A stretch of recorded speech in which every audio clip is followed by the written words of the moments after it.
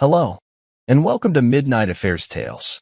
Your support means everything to us. We'd love to know, which geographical location are you joining from today? At home on the go, share with us below now. Let's dive into today's story. Chapter 1. The burner phone in the laundry basket. Russ Halden never missed laundry day. Even after 20 years in the Marine Corps, now retired, he kept order in the small things, shirts folded tight, socks rolled, whites with whites. But this time, buried under Kinley's hoodie and a damp towel, something buzzed. A phone. Not hers. Not his. He stared at it, black, scratched, no case. Wrong passcode. It buzzed again. One missed call. Then a voicemail. He pressed play. Static. Then breathing. Cody. Trina's voice whispered through the speaker, raspy and low. God, I wish I could tell him. Wish I could stop pretending. You're the only thing that feels real anymore. Russ didn't blink. His thumb hovered over the screen. He didn't need more. But he pressed play again. This time, laughter. Her laughter. When he's gone next weekend, just come over. He won't know. He never knows. The phone slipped from his hand, hit the floor hard. Upstairs, Trina's shower ran. The white noise of a normal Saturday morning. Russ crouched slowly. Picked up the phone. He didn't feel heat. Didn't shake. His face was a mask. But his jaw clenched so hard his teeth hurt. Kinley came into the room. Stopped cold. Dad? You okay? He looked at her. Then at the phone. She followed his eyes. She didn't say anything. Just swallowed. Hard. Russ stood up. Go finish your homework, sweetheart. She nodded and backed away, quiet, slow. He didn't move for a full minute. The voicemail echoed in his ears like a ricochet. Then he slid the phone into his back pocket. The coffee machine beeped behind him. The scent of fresh brew filled the room. He didn't take a sip. Instead, he whispered, calm and level, she thinks I don't know. But the question came next, quiet and cold. How long has she been lying to me? Hey, just want to speak from the heart for a second. I've been working really hard on both my channels, writing, editing, everything by myself. And trust me, I'm not a professional. I'm learning as I go. Every story I write, every topic I cover, it all comes from the heart. I'm trying to bring you stories that you might enjoy. But still, there are people who leave hate comments, negative feedback, and that hurts sometimes. I know not every story is for everyone. We all have different tastes. But for those of you who support me, show love, and subscribe, your kindness is what keeps me motivated. Thank you from the bottom of my heart. And if you're new here, or if you haven't subscribed yet, please consider clicking that button. It really helps me stay inspired and bring you even better, more emotional stories. I've also started a new channel called Betrayal Stories Lab, where I share deeper, more intense stories with powerful endings. The link is in the description, just one click. It would truly mean the world to me. Thanks again for being here. Your support means everything. The framed photo on the wall showed Russ in his dress blues, medals lined across his chest. Afghanistan, Iraq, 2 deployments in Syria. His eyes back then were colder, but proud. Earned scars. Silent discipline. Now, he looked at the reflection in the microwave door. The same eyes. But behind them, something heavier. He replayed the voicemails. He listened to every second. Every sigh. Every kiss. Trina hadn't just cheated. She planned. Timed it. Hid it in plain sight. And worst, she used Kinley's schedule to do it. Russ's own daughter, unknowingly giving her mother windows to betray. He pressed a hand to the counter, breathing slow. Controlled. He had no intention of confronting her. Not yet. That wasn't his way. You don't engage before the enemy reveals their full position. Instead, he slipped the phone into his shoebox. Labeled it, Kinley, old photos. Set it in the garage behind holiday lights. Trina came downstairs moments later in a robe, towel-wrapped hair.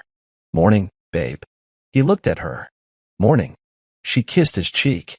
He didn't flinch. Didn't lean in. Just let her go through the motion. She poured coffee. Scrolled her own phone. You see that email from Kinley's school? No, HM.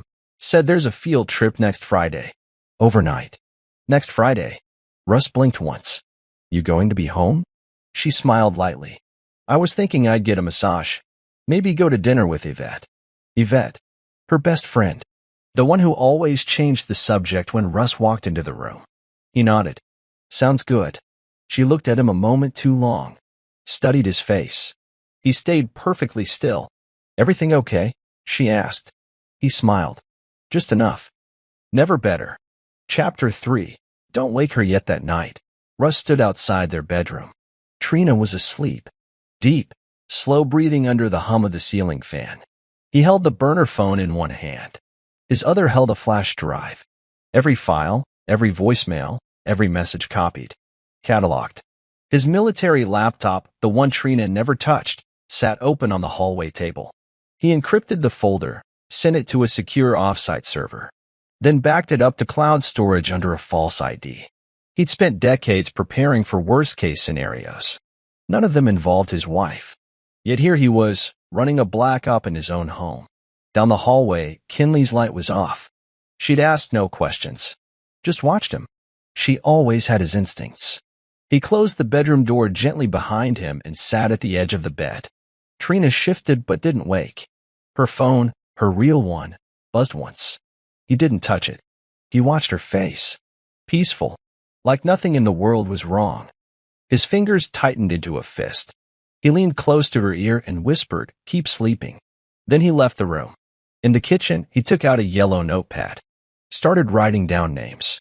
Dates. Times. Anything she'd mentioned in passing. Every weekend she was booked. Every time she went shopping and came back without bags. By morning, he had a list of 17 possible meetups. And one name underlined 3 times, Cody Renshaw. Marine rule number 1. Never strike until you've seen the full field. He wasn't going to shout. He wasn't going to cry. He was going to dismantle them, one lie at a time. Russ didn't sleep that night. He sat in the living room with the lights off, laptop open on the coffee table. The only sound was the slow tick of the wall clock and the occasional creak of settling wood. His eyes scanned phone records, bank statements, shared calendars. He wasn't just looking for the affair. He was mapping her pattern. The Marine in him had reawakened. Every detail mattered. Trina was strategic. He had to be surgical. At 2:16 a.m., he discovered something. Every time she claimed to be at a real estate seminar, her phone pinged near the east side of town, 20 minutes from any legitimate event space. One specific location repeated, a small apartment above a CrossFit gym. Cody Renshaw's gym. Russ copied the coordinates. At 3:47 a.m., he opened a folder marked Red Zone. Inside it, classified templates he once used in operations, intel logs, target movement charts, asset flow maps. He repurposed them. Not for war zones this time. For his wife. The betrayal was personal. The response would be professional. By 4:30 a.m., he had built a full operational timeline of Trina's deceit. 6 months, possibly longer. Same lies. Same alibis. Same man.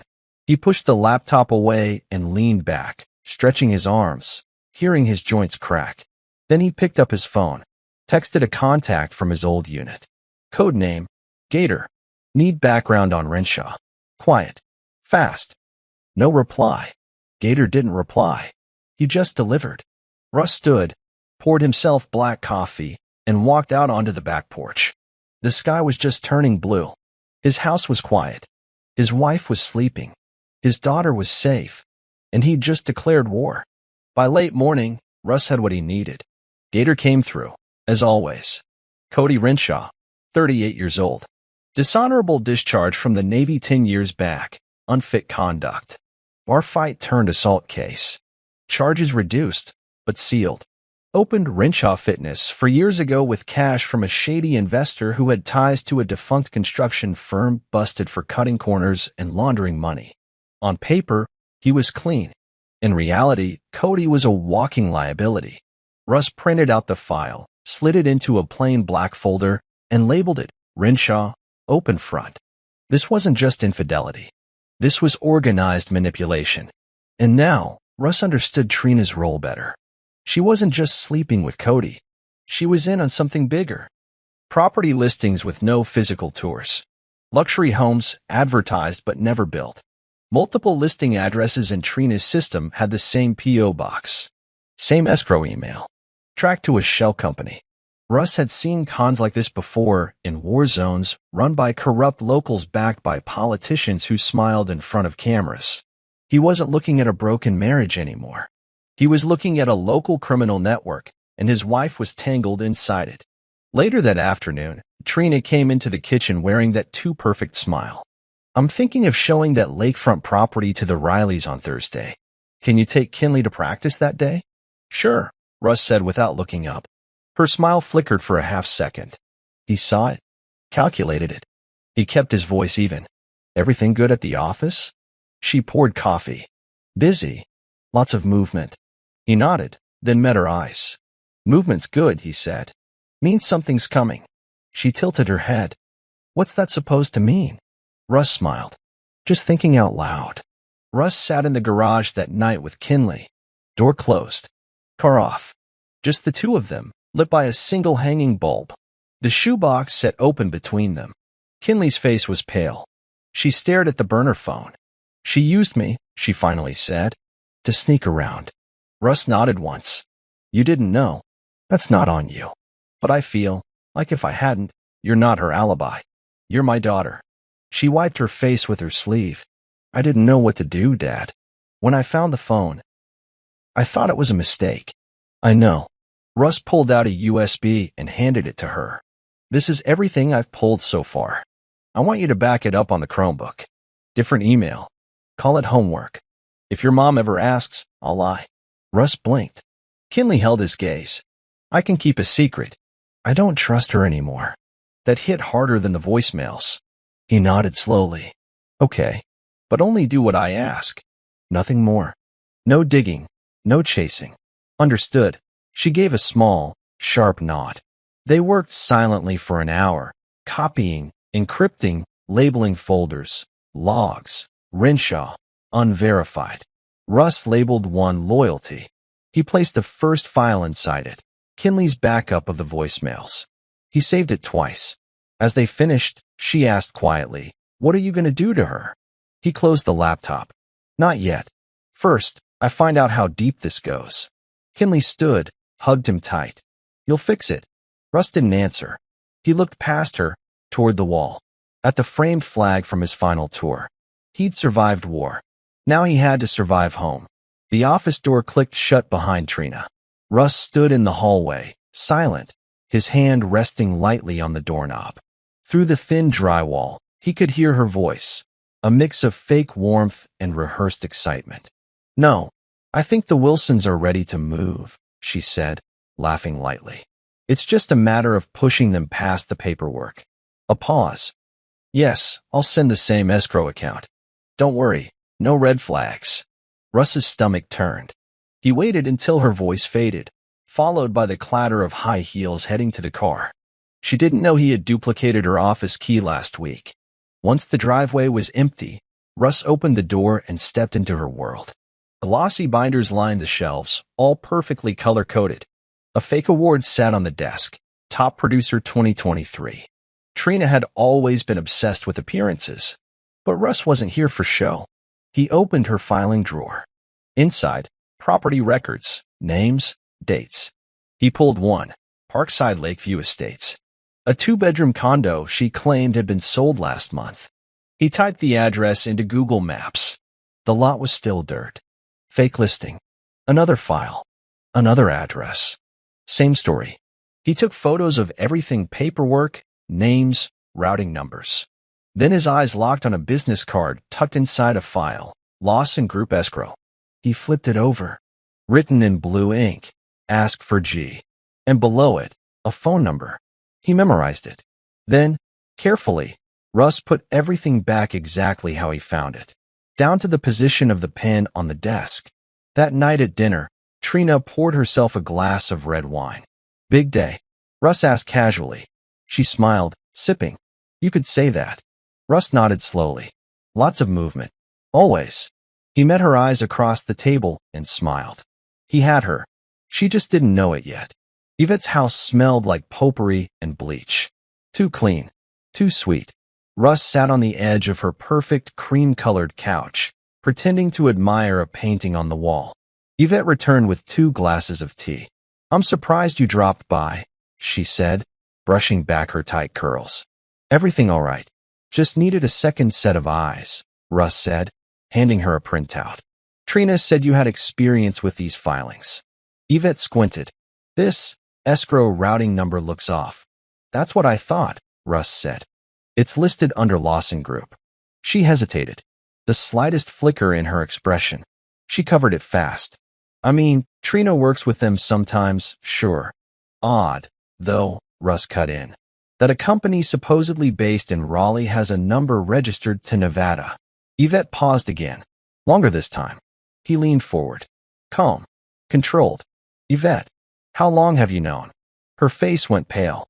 "Known what? Don't insult me." She set the tea down hard enough to slosh. "I didn't want to get involved." "But you did," Russ said. "Every time you covered for her. Every time you vouched." "She's my best friend," Yvette whispered, almost a confession. Russ stood slowly. "And I'm her husband." That used to mean something. She looked up at him, guilt creeping in. "I didn't know it went this far." He nodded. "You didn't ask, either." She started to speak again, but Russ was already walking to the door. At the threshold, he turned. "If I were you, I'd get ahead of what's coming. Because when it all burns down, you won't want to be holding the match." He left her staring at the floor, tea untouched. By Tuesday, Russ had moved every document, deed, and account with his name on it.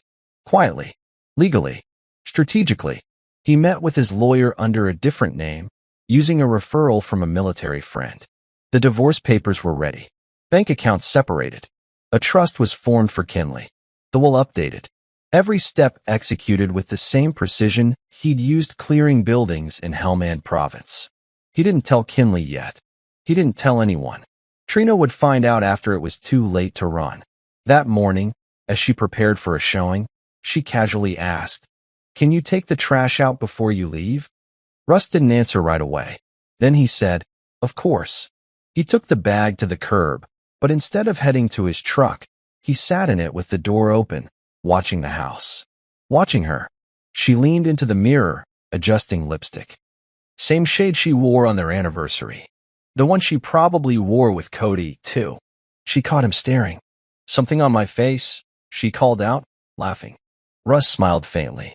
"Just thinking how beautiful you still are." Her smile softened. "Well, look at you. Getting romantic." He shrugged, got into the truck, and drove.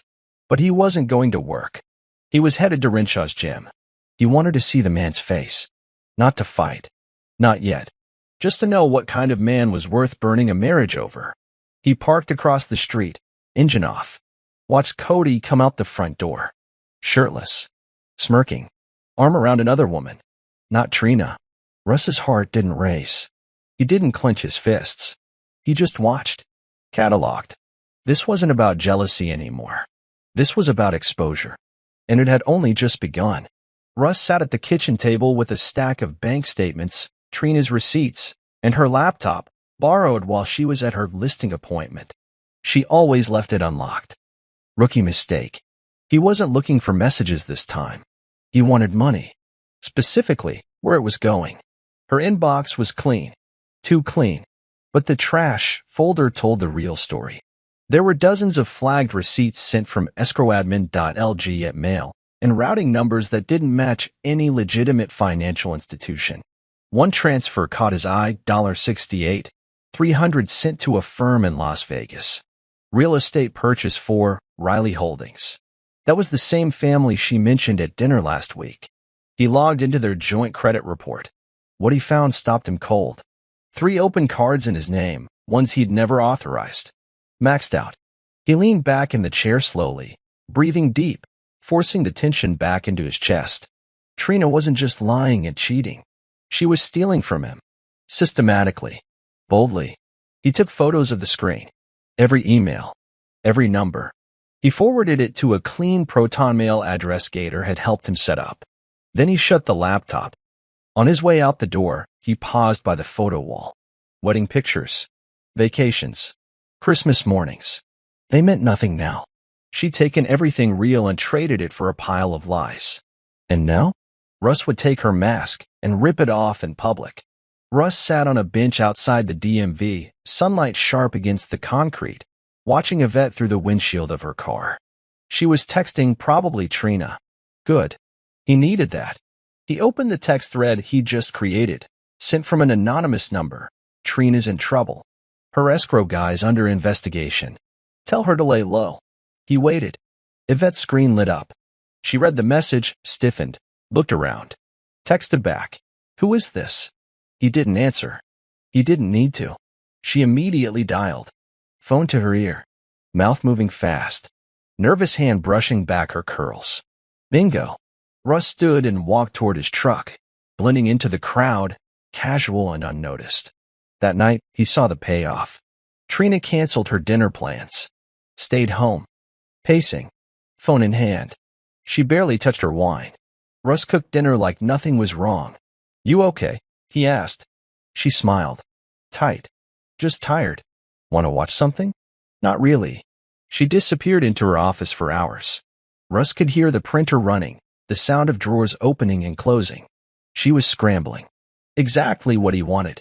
By morning, Yvette had deleted her social media, closed her boutique for renovations. Trina deleted a dozen files from her laptop. Russ already had copies of them all. He didn't need her to confess. He just needed her to panic.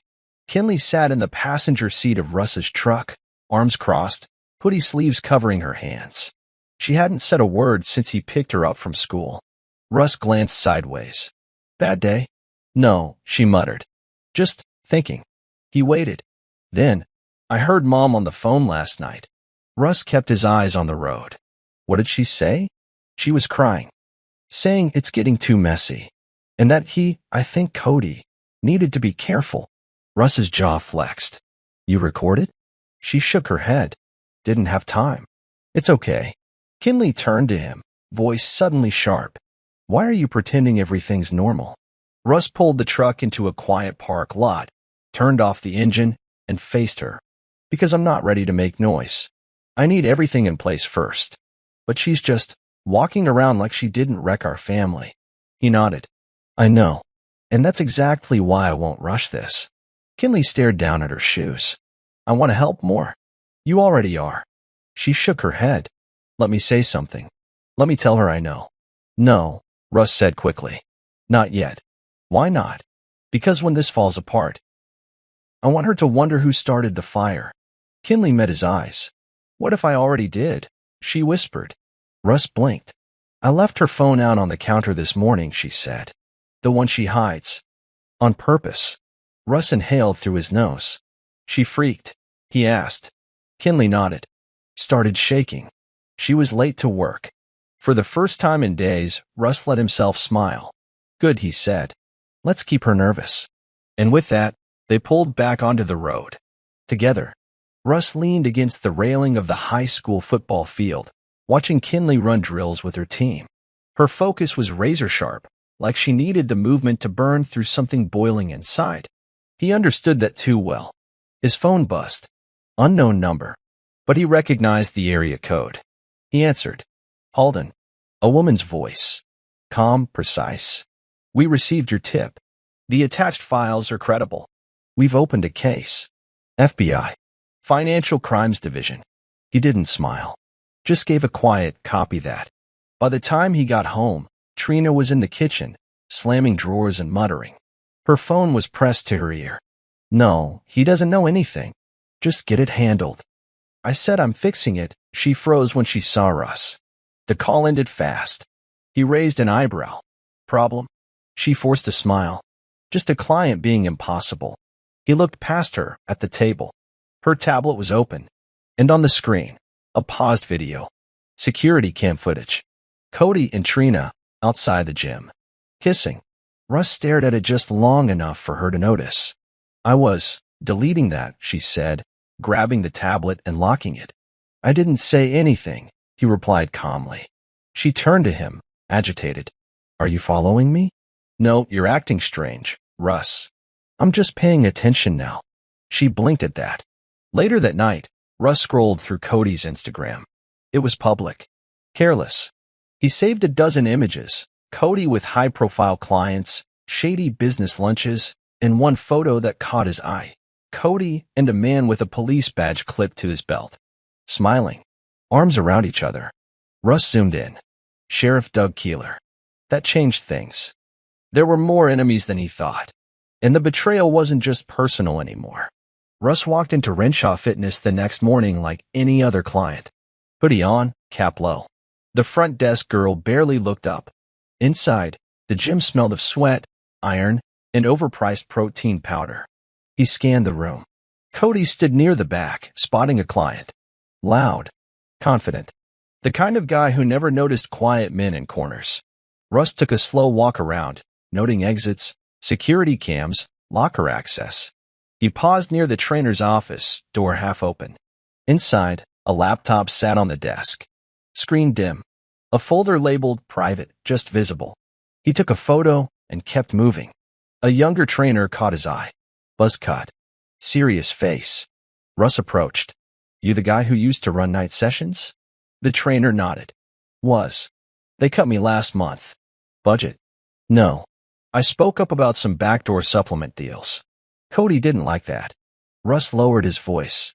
You ever see cash drop-offs? The trainer's eyes narrowed. Who are you? Someone who's cleaning this place up. You want to talk? Meet me at Clay's Diner. Noon. Back booth.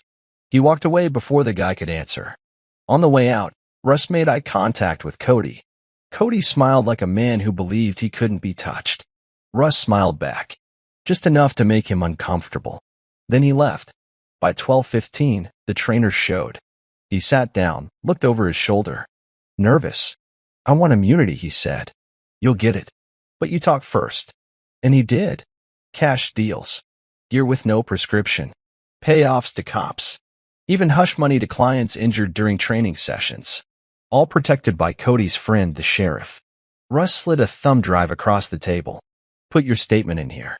Video or audio. Doesn't matter. The trainer looked at him. You're not scared.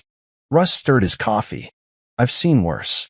That night, Russ sat in the garage, lights off, laptop glowing in the dark. The trainer's confession was downloading. The voice was clear. Angry. Honest.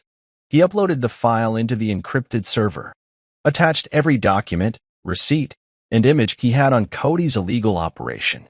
Then, he did what Marines do best, called for backup. An old contact from his final deployment. Former intelligence, now in D.C., working as a consultant. Codename, Brickhouse.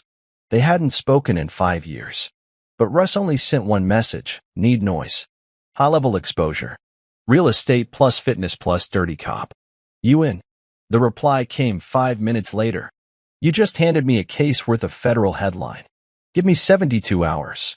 It was happening. Trina thought she was scared now. She hadn't even heard the first wave. He backed up every file 3 times. One sent to a lawyer. One to a journalist he'd worked with on a veterans project. One to an offshore server with a dead man switch. If anything happened to him, it would all go public. By 3 a.m., everything was in place. He poured himself a drink. Neat. Sat in silence. Kinley appeared in the doorway. You're still up, she said. Russ nodded. Almost done. She looked at the screen. Is that all of them? Yeah. Then what happens next? Russ stared ahead, jaw set. Next, he said, we level the playing field. The bank lobby was quiet, too quiet for a Thursday. Russ sat at the far end, clipboard in hand, pretending to fill out a form. In reality, he was watching the woman behind the counter. Her name tag read Mallory. She was mid-30s, professional, but twitchy. Every few seconds, she glanced toward the private glass office in the back. Russ had seen her before, once, at Trina's open house last summer.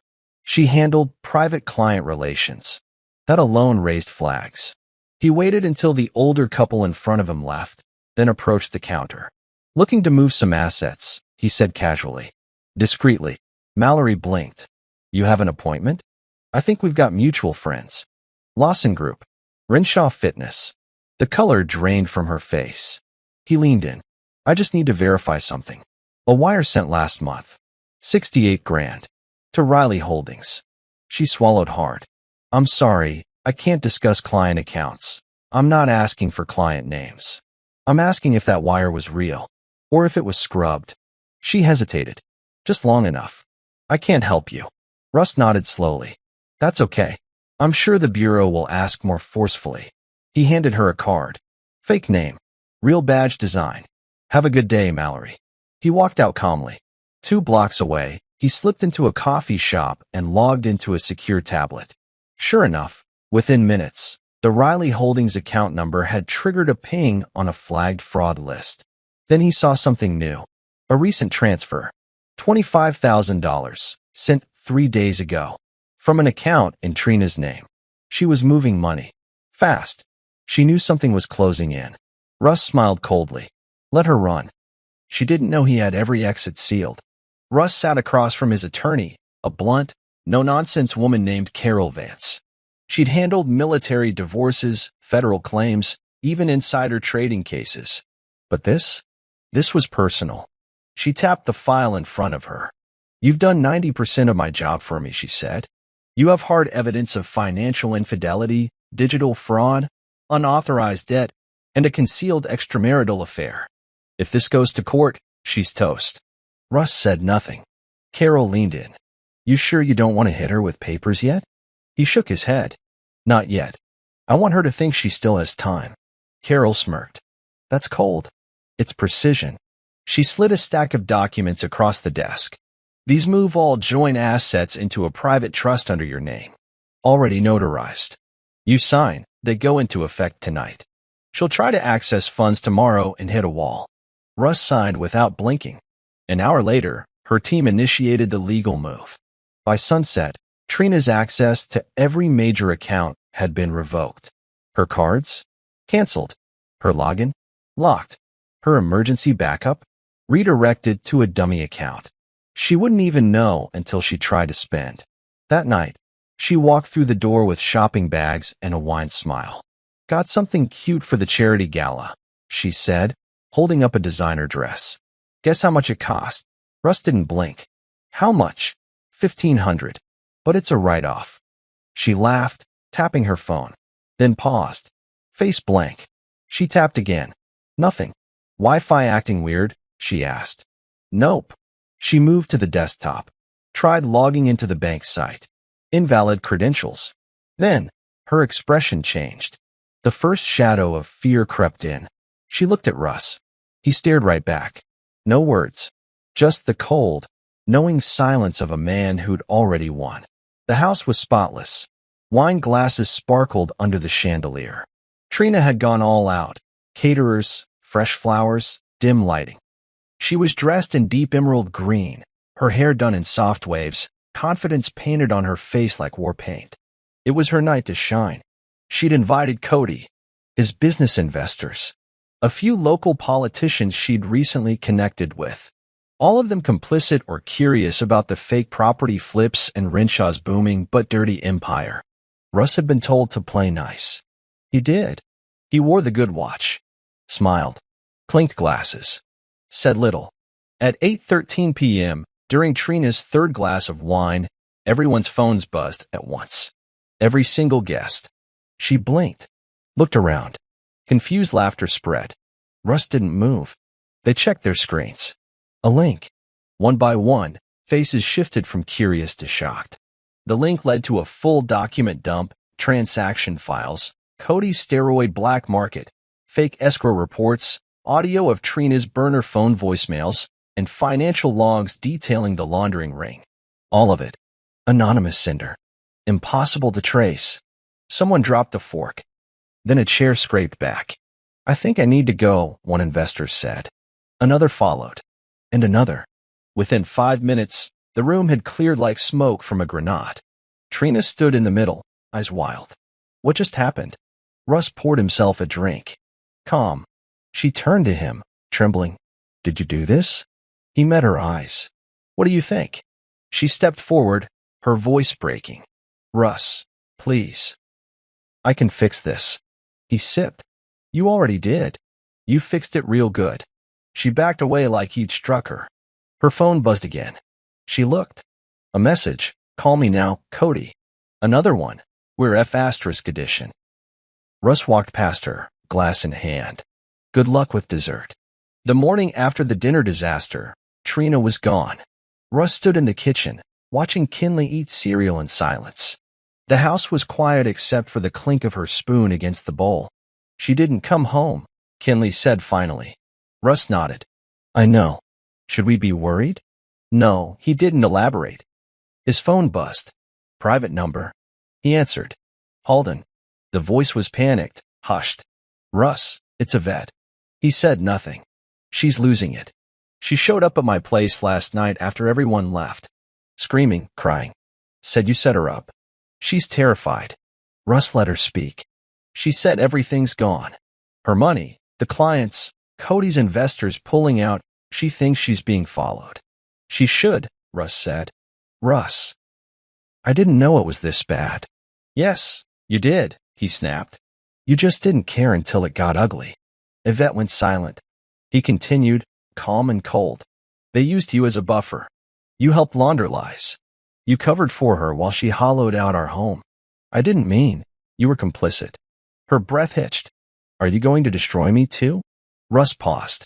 Then, you destroyed yourself. He hung up. That afternoon, he got the alert he'd been waiting for. Yvette's name had officially appeared in an arrest affidavit. Accessory to fraud. She'd been traced to 3 property flips. All fake. All under Cody's real estate umbrella. Russ stared at the document on his screen, then exhaled. Another domino. He wasn't stopping. Not until all of them had fallen.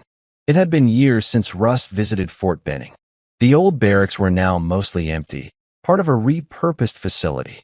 But one room still stood untouched, room 11C. The cold room. That's what they called it. No windows. No heat. Just concrete and silence. It was where Marines went when they needed to detach. To plan without noise. Russ stood in the center, arms folded. His mind replayed the last 6 months like a war map, each betrayal a red marker.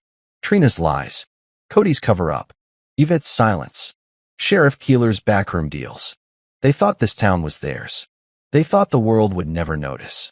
He knelt, pulled a hard drive from his pack, and loaded it into a secure laptop. Footage flickered, investor calls, escrow transfers, shell company trails, voice notes from the trainer. Each one layered into a timeline.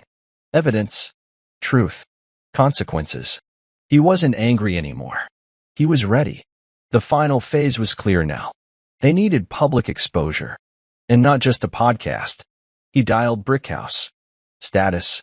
Hot, Brickhouse said. I've got 2 reporters. One's ready to break this on Monday. Federal interest is locked.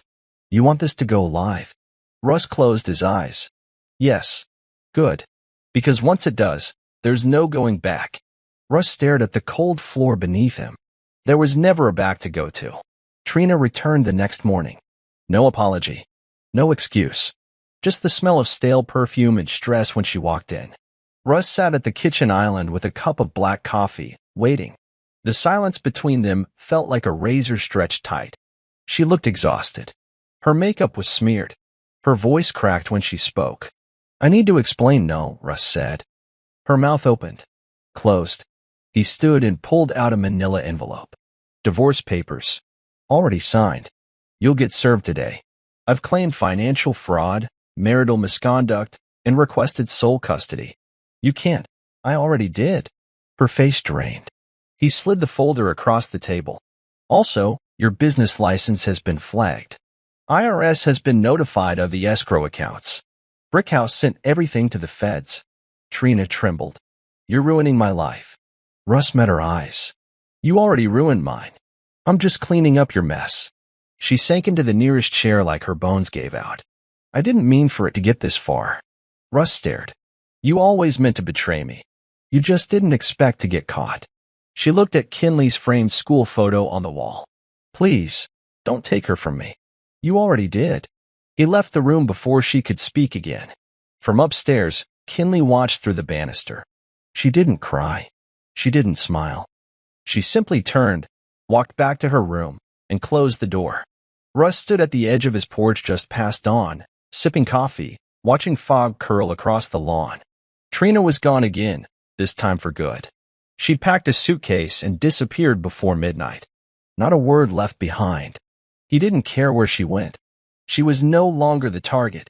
His phone buzzed. Brickhouse, we got something. Big. 10 minutes later, they were on a secured video call. Brickhouse leaned forward, grim expression. You wanted the source of the money behind Renshaw's gym and the Lawson Shell companies? Russ nodded. Brickhouse tapped a folder on his screen. It's not Cody. Russ narrowed his eyes. Who then? Councilman Gerald Sutter. The name hit like a gut punch. Sutter. Public family man. Supporter of veterans. Regular at their daughter's school fundraisers. The man who once handed Russ a community service medal with a handshake and a smile. Brickhouse continued. Cody's gym is just a pawn. The steroids, the laundering, even Trina's fake listings, they're all tied to Sutter's land development scam. He's flipping condemned zones for profit. Using Trina's firm to clean it. Using Cody to protect it. Russ went still. How far does it go? Sheriff Keeler's in it. Couple local judges. City planner's office. And they've buried at least one whistleblower before. Russ's jaw clenched. This wasn't personal anymore. It was systemic. They're going to feel the ground rip under them, Russ said quietly. Brickhouse nodded once. You ready to go nuclear? Russ stared at the fog-covered town below. Let's drop the bomb. By late afternoon, Russ sat in his truck outside City Hall, watching the building like a soldier casing an enemy compound. Councilman Sutter's car sat in the reserved slot. Black SUV. Tinted windows. Arrogant in its permanence. Russ wasn't here for confrontation. He was here to feed a flame. He stepped out, briefcase in hand, and walked into the building. He didn't ask for permission. He handed a sealed envelope to the front desk clerk with 2 words, delivered directly. Inside the envelope, a copy of everything, Cody's audio tapes, screenshots of Trina's wire fraud, and a timeline linking Sutter to nearly $2.3 million in undeclared holdings. There were also blind copies mailed to 4 journalists, 2 federal agencies, and a whistleblower protection group. 1 match, a dozen dry rooms, and 1 very flammable man. That night, a local political blog broke the story first. Corruption in our backyard? City councilman linked to property laundering. By midnight, Sutter's name was trending locally. By morning, national eyes were watching. Trina called 3 times. Russ let them ring. Kinley sat beside him at the kitchen table, reading the headlines. Is it really that deep? She asked. Russ nodded. Deeper than I thought. She looked at him. What happens next? He stared at his black coffee. They're going to panic. Is that good? That's the plan. The episode was titled simply, Semper Spy, The Real War Was at Home. Russ's voice came through the speakers, even and cold. This isn't a story about heartbreak. This is about theft. About systems built on silence. About the people we trust using their power to hide their filth behind clean suits and polished smiles. Kinley watched him from the living room couch. No music under the episode. Just his voice, raw and heavy. He laid it out. Trina's affair. The laundering. Cody's operation. Sutter's money trail. Sheriff Keeler's cover-ups. Every thread, every name, every documented link, revealed piece by piece. At the end of the episode, Russ said only one thing. Never assume the quiet ones aren't watching. When it uploaded, he expected a slow trickle. Instead, it caught fire. By midnight, it was number 2 on trending podcasts. By the next morning, 5 local reporters had emailed him. 3 TV crews requested interviews. Kinley looked up from her phone. You're kind of blowing up. Russ stayed quiet. He wasn't doing this for attention. He was doing it because every lie had to be buried under truth. And now, the world was listening.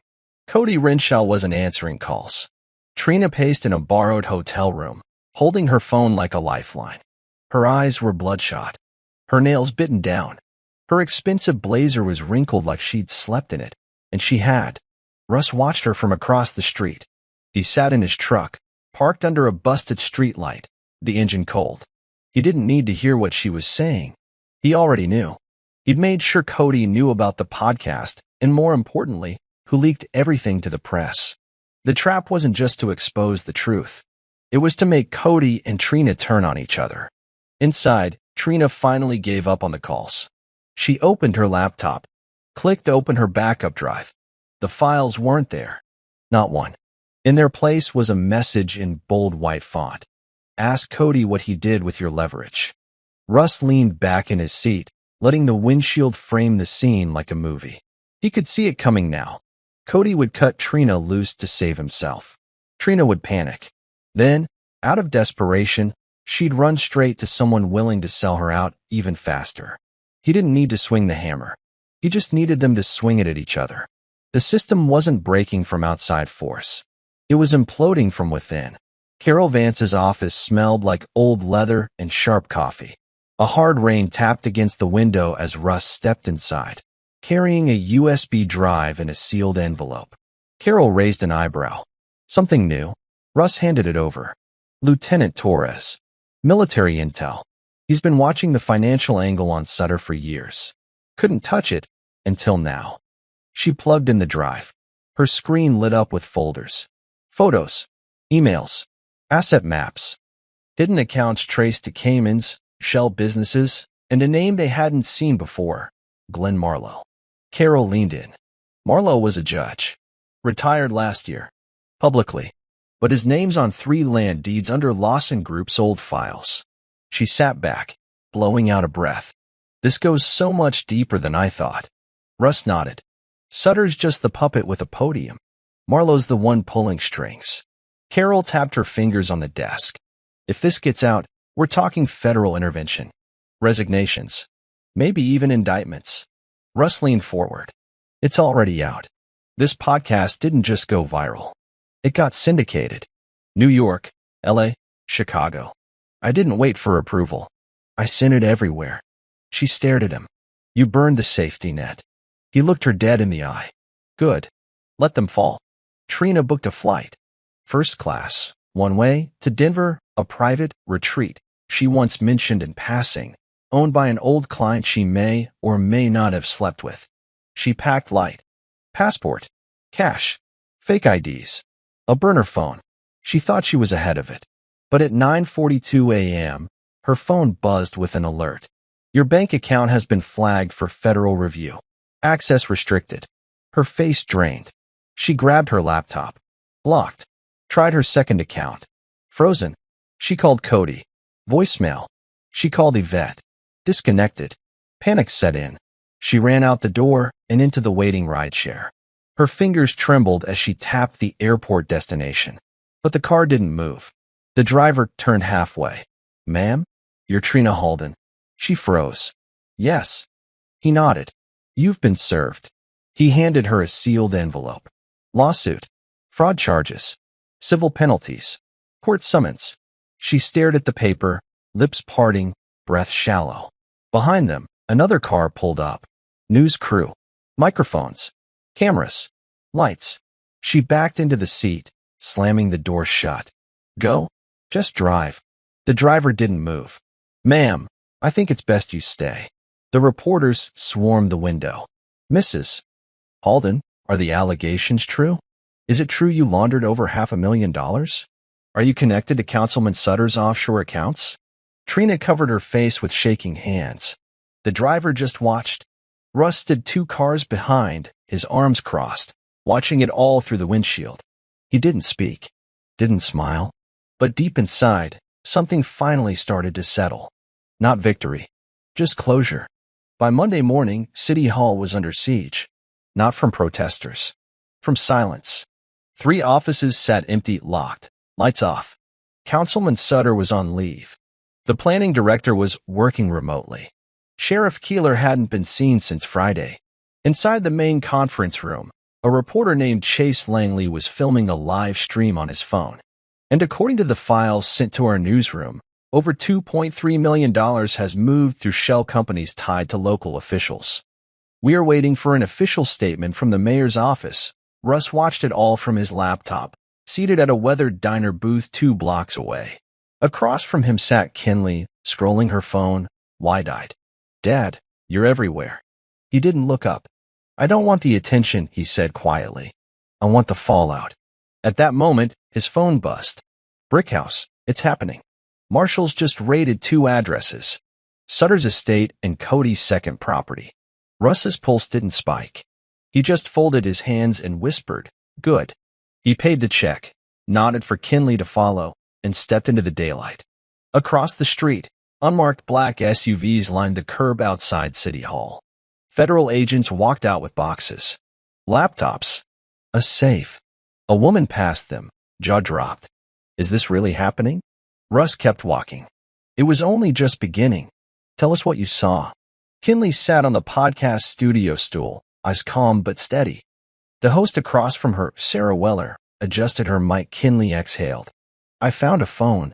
In the laundry. It wasn't my dad's or mine. I listened to the voicemail. Sarah leaned in. And that's when it started? Kinley nodded. I heard her say she wished she didn't have to pretend anymore. That Cody was the only thing that felt real. Her voice didn't shake. I didn't understand everything, but I knew it was wrong. Sarah gave her space. No interruptions. Just listening. Kinley continued. After that, I watched. I paid attention. I backed up files, emails, messages. My dad, he didn't yell. He planned. Quietly. He turned our house into a war room. There was a pause.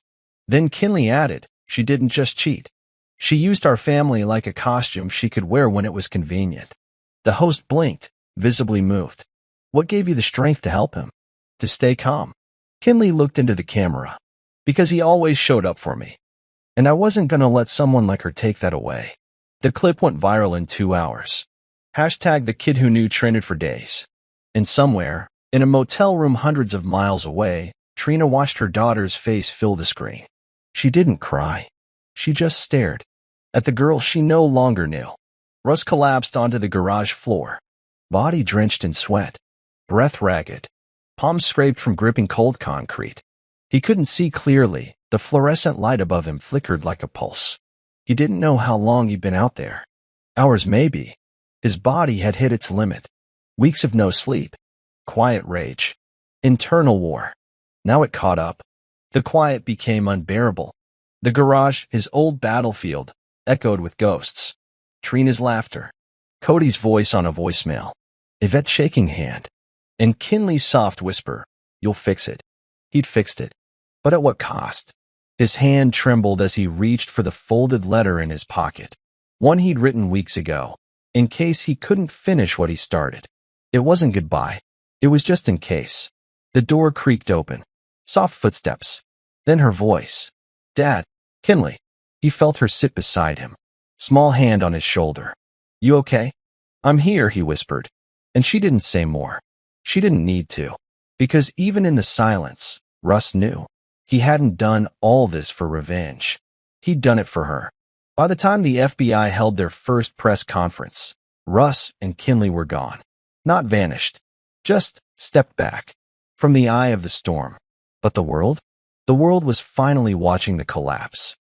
And following multiple leaks and evidence submitted by an anonymous whistleblower, arrest warrants have been issued for 3 current and former city officials, including Sheriff Douglas Keeler, Judge Glenn Marlowe, and Councilman Gerald Sutter. Russ watched the press conference from his friend's farmhouse porch. His face didn't move. His breath didn't shift. He simply sat with Kinley beside him, wrapped in a blanket, the laptop glowing between them. Is this the end? She asked. He shook his head. It's the middle of their end. She smiled softly. And then the phone buzzed. It was Carol. She only said one thing. They're going to offer you a seat at the next city ethics committee. Russ stared at the trees swaying in the wind. The irony hit hard. He took a breath. Then said, Tell them I'm not interested. Why? Because my job was to expose the system. He looked at Kinley. Now she gets to build something better. The Sunday edition of the state's largest newspaper dropped with a front-page headline that made everything official. Operation Quiet Storm. Inside the collapse of a Southern power ring, Russ didn't need to read it. But Kinley did, front to back. She sat at the breakfast table, hair messy, legs tucked under her, tracing every line. They quoted the podcast, she said. Twice. Russ glanced over his coffee. Good. They called you the silent soldier. He didn't smile. But he didn't scowl, either. Outside, a neighbor passed by on his morning walk. He tipped his cap. People looked at Russ differently now. Some with respect, some with distance, all with awareness. You think she's read this? Kinley asked. Russ paused. Then, she has no choice. And he was right. Somewhere in another state, with a fake name and no cash, Trina was staring at the same headline in a gas station paper rack, her face bold in the corner of a front-page photo. Next to Cody, next to Sutter. And in her eyes, for the first time, wasn't panic. It was shame. The kind that lingers long after the news cycle ends. The courtroom smelled like wood polish and tension. Trina sat 2 rows ahead, her posture stiff, dressed conservative. Her lawyer whispered beside her, shuffling documents. She didn't look back once. Russ stood tall beside Carol, calm, collected. The judge entered. Papers shuffled. Proceedings began. Carol stood first, laying it all out: financial fraud, property concealment, exploitation of identity, endangerment of a minor's assets. Trina's lawyer objected to half of it. The judge waved most of the objections off. And then it was time for testimony. Russ didn't read from a paper. He looked the judge in the eye. She betrayed our marriage, yes. But worse, she weaponized trust. She used our daughter's routines to cover her tracks. She used my name to drain us. He paused. But I'm not here out of bitterness. I'm here because my daughter deserves a home built on truth. And because people who gamble with other people's lives deserve to lose. The courtroom was silent. Even Trina's lawyer didn't respond. The judge didn't deliberate long. Full custody. Restitution. Sole ownership of all assets not proven independently earned. Trina didn't speak as she left the courtroom. But as she passed by, her eyes met Russ's for just a second. And in that second, she finally understood he hadn't ruined her life. She'd handed him the matches. 2 weeks later, the house was almost empty. Boxes stacked near the door. Walls stripped of pictures. A new home awaited on the edge of town, smaller, quieter, cleaner. Russ sat alone in the living room with a letter in hand. Trina had sent it. The envelope was thin. No return address. Just his name. He opened it, unfolded the paper slowly. Russ, I don't expect forgiveness. I wouldn't know what to do with it anyway. I just want you to know I'm sorry. Not for getting caught. For believing I could keep lying and still be a mother. Or a person. You didn't destroy me. You exposed me. And I deserved every second of it. Take care of her. And yourself. T. Russ stared at the words. Then he folded the letter. He didn't tear it. Didn't burn it. He placed it in the last moving box, under a stack of blank notebooks. Not out of sentiment. Out of finality. Closure isn't always loud. Sometimes it's just the sound of tape sealing a box. It was the last night in the old house. Russ stood in the doorway of Kinley's empty room, walls bare, windows open, breeze fluttering what was left of the curtains. She stepped in beside him. Feels like we're leaving ghosts behind, she said softly. Russ nodded. They don't follow you if you stop feeding them. She leaned her head on his shoulder. You scared? He asked. A little. Good. Means you're about to grow.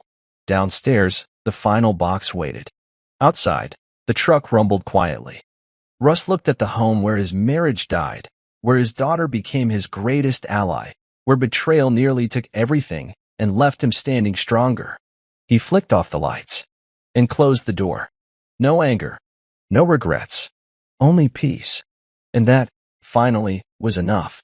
The mountains of Asheville were a world away from their old life. Russ stared out from the porch of their new home, a small craftsman-style house tucked into the edge of a pine ridge. No sirens, no gossip, just wind in the trees and the steady hum of rebuilding. Kinley came outside with 2 mugs of cocoa. You still take it black, she said, handing him one. Russ took it, nodding. You didn't forget. I didn't forget anything, she said, sitting next to him. The house was modest. 2 bedrooms, 1 bathroom, still smelled of fresh paint and sawdust. It wasn't much, but it was theirs. Kinley looked at the sun settling behind the hills. It's weird, she said. I keep waiting for something to explode again. Russ leaned back in his chair. That's what quiet feels like when you've been surviving too long. She nodded, then added, I don't hate her. He glanced at her, surprised. I don't forgive her, but I don't hate her either. I just feel sad for her. Russ didn't respond immediately. Then finally, "That's strength, Kin, not weakness." She smiled faintly. "Takes one to know one." The sun dipped lower, shadows stretching. The war was over. Now came the rebuild. Russ stood in front of a small crowd at the town's local community center. Nothing fancy, 20 folding chairs, a half-dead ficus in the corner, and a whiteboard with "Echo Justice" scribbled across it in black marker. He cleared his throat. "Most of you know me because of a podcast," he said. "But that's not why I'm here." He looked at the faces: a single mom, a retired factory worker, a teenage boy with bruised knuckles and questions in his eyes. "I'm here because people in power think silence is a strategy, that if they hide behind laws and money, no one will call them out." He paused. "But you don't need a badge or a title to tell the truth. You need proof, patience, and a spine." A quiet chuckle rippled through the group. Russ stepped aside as Kinley took over, presenting a slideshow on how to digitally document fraud, how to file safe anonymous reports, how to encrypt files. Afterward, as the crowd dispersed, an older woman stayed behind. "My grandson was fired for exposing his boss," she said. "Can you help him?" Russ didn't hesitate. "We will." That night, he hung a simple wooden sign outside the new office: "Echo Justice for the Silenced." He didn't want fame. He wanted function. And this was a start. The letter came in a plain white envelope. No return address. Russ knew the handwriting the second he saw it. He waited until Kinley was out before he opened it. "Russ, I'm working at a co-op now. I sweep floors and stock jars. Nobody calls me Mrs. Halden anymore.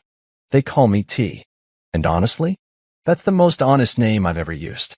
Some days I wonder what would have happened if I told the truth sooner. If I'd asked for help before I destroyed everything. But then I remember, I didn't want help.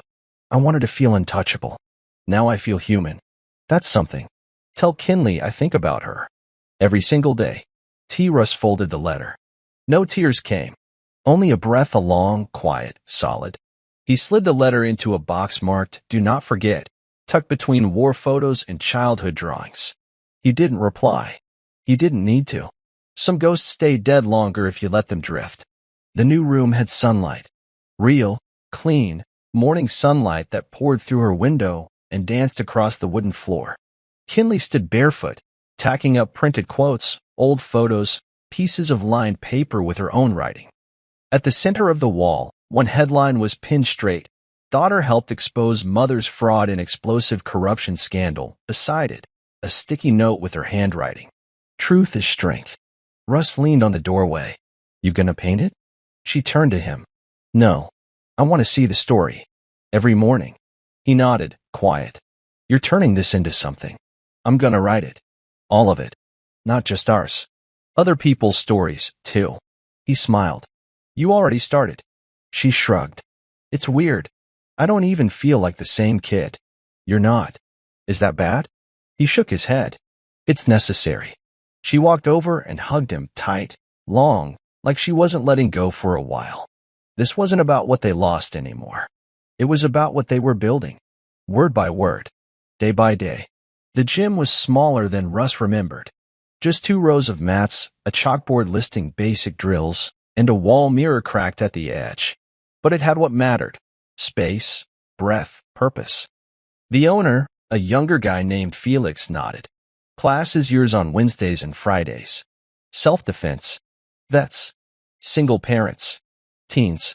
You cool with that?" Russ gave a quiet smile. "Perfect." That Friday, 6 people showed up.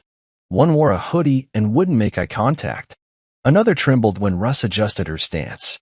One kid threw a punch like he'd been in too many real fights already. Russ didn't talk much. He let the work speak. "Balance," he said, adjusting a stance. "That's all this is. Not about power. About control." By the end of the hour, they were exhausted. Sweaty, but focused. That night, Kinley stood in the doorway as Russ packed away gear. "You looked alive in there," she said. He looked over. "I felt it." She handed him a flyer. "You've got another request." He read it. "Can Russ Halden teach a women's trauma recovery session?" He looked up. "Why me?" "Because people trust you now. And because you've been through war. Here, and over there." Russ nodded slowly. I'll do it. Not to relive the past, to reclaim it. They didn't expect to win. Russ and Kinley sat at the back of a small podcast awards event in Charlotte. The room was full of influencers, tech entrepreneurs, and people more interested in their own microphones than the stories they told. Then the host stepped up, and the breakout true crime podcast of the year goes to Semper Spy. Kinley blinked. Wait, what? Russ didn't move. Applause. Lights. A spotlight moved across the crowd. The host added, this father-daughter team exposed an entire criminal web while rebuilding their lives from the inside out. Their courage turned whispers into headlines. Someone nudged Russ. That's you. He stood slowly, walked to the stage with Kinley at his side. The mic felt too tall, the room too still. So he said simply, we didn't do this for claps. Kinley added, we did it because silence costs more than speaking. And just like that, the applause came again. Not for popularity, for truth. They didn't stay for drinks. They went home with nothing but a plaque in a box and the kind of peace that couldn't be bought. It was a Thursday morning. Cold air. Thin clouds. Russ was buying eggs and coffee when a familiar face stepped into the grocery store. Mayor Caroline Voss. She spotted him instantly. Walked over. No cameras. No entourage. Just her. Russ, she said. Didn't expect to see you here. I live here, he replied. She smiled faintly. Yeah, I guess you do. She paused. Just wanted you to know, some of us knew things were off, but not how deep it went. And we didn't have the guts. Russ didn't speak. She continued, you did something none of us could do. You stayed quiet, until it mattered. Russ nodded once. Quiet is easy. Controlled silence? That takes fire. She looked at him. Honestly, you ever think about running for council? He shook his head. Not my lane. Well, if you ever change your mind, call me. She left a card on the counter and walked out. The clerk scanned his eggs. That really the mayor? Russ nodded. She looked scared. Russ didn't reply, but in his eyes was the answer. They weren't scared of his volume. They were scared of his truth. No headlines. No interviews. Just morning air and peace. Russ stood on the porch with coffee in hand, watching Kinley toss her backpack into the car. She'd started interning at a local newspaper, small stories, but she treated each one like an expose. Back before dinner, she called out, "Don't get arrested." She grinned. "Only if it makes a better headline." He chuckled softly. As she drove off, the wind moved through the trees, the sky a soft pale blue. The kind of morning that didn't demand anything from him. He sat down, took a sip, listened. No sirens, no tension, just quiet. And this time, it wasn't suspicious. It was earned. The rain was soft, just enough to leave streaks on the window as Kinley sat at her desk, a blanket over her shoulders, a journal open in front of her. She didn't write for an article tonight. She was writing for herself. It was a letter. One she never planned to send.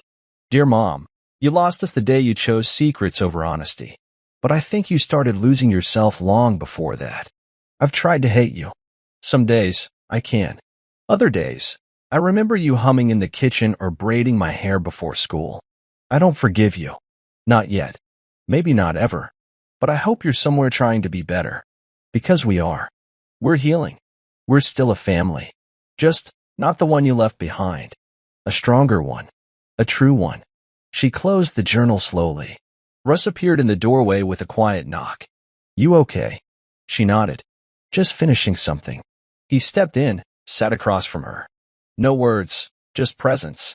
I'm proud of you, he said after a pause. Kinley looked up. For what? For choosing to feel instead of just fight. She smiled. Learned it from someone. Outside, the rain slowed. A breeze carried the scent of pine and a future untouched by lies. Dad? Yeah. Do you think we'll always carry this? Russ thought about it. Then replied, we don't carry it. We build from it. 1 year later,